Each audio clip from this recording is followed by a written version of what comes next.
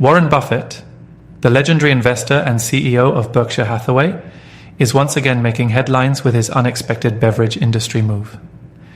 Buffett, known for his long-term investment strategy, has always favored companies with strong brands, loyal customers, and steady cash flow. That's why his investment in Coca-Cola has been one of the most iconic and successful bets of all time. But now, he's raising eyebrows with his latest beverage-related activity. At the recent Berkshire Hathaway annual meeting, Buffett was seen drinking a rival brand, not his usual Coca-Cola cherry. This sparked speculation among investors. Is Buffett signaling a shift in his beverage loyalty? Or is this just a personal preference with no investment implications? Despite the buzz, Buffett's commitment to Coca-Cola remains strong.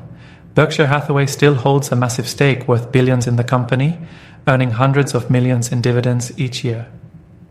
However, this incident reminds us that consumer preferences evolve, and even Buffett's habits might offer subtle market insights. So, should investors be concerned? For now, Berkshire's portfolio remains rock solid, and Buffett's core principles, value investing, patience, and brand loyalty, are unchanged. But as the beverage industry evolves, it's always worth watching what the Oracle of Omaha does next. What do you think? Is Buffett hinting at something bigger, or is it just a casual drink choice? Let us know in the comments.